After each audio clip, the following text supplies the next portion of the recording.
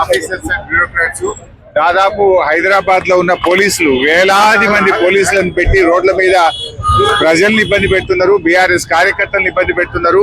భయభ్రాంతులకు గురి చేసే ప్రయత్నం చేస్తున్నారు. బట్ ఎవరు ఎన్ని చేసినా తప్పు చేయని వాళ్ళు భయపడాల్సిన అవసరం లేదు. మేము తప్పు చేయలేదు. ఇది కేవలం రాజకీయ ప్రేరేపితమైన కేసు.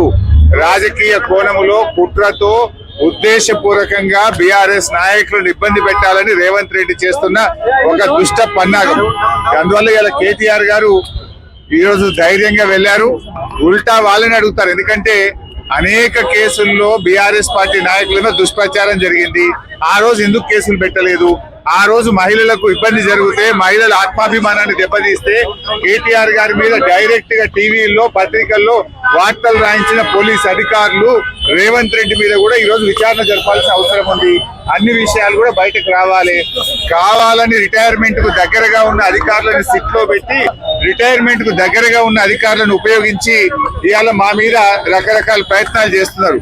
నేను మాత్రం ఒకటే చెప్పదలుచుకున్న అధికారులకు, మీరు అన్యాయంగా వ్యవహరిస్తే, అక్రమంగా వ్యవహరిస్తే, మీరు ఉద్దేశపూర్వకంగా మమ్మల్ని ఇబ్బంది పెట్టాలని ప్రయత్నం చేస్తే, మీరు రిటైర్ అయిన తర్వాత కూడా ఏ పొక్కలో దాక్కున్నా, సప్త సముద్రాల బయట ఉన్నా మిమ్మల్ని పట్టుకొచ్చి విచారిస్తాము.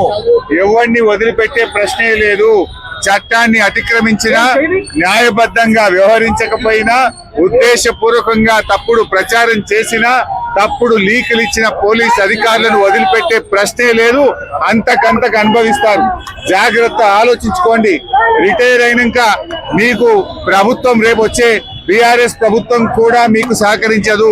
మీ సొంత డబ్బులతో సొంత లాయర్లను పెట్టుకొని మీరు కేసులు వాదించుకోవాల్సి వస్తుంది. అన్ని దృష్టిలో పెట్టుకొని న్యాయబద్ధంగా వ్యవహరించండి, చట్టబద్ధంగా వ్యవహరించండి. రేవంత్ రెడ్డి దావోస్ కేలి ఆయన ఇచ్చే డైరెక్షన్ లో కాదు, మీరు చట్ట ప్రకారంగా వ్యవహరించండి.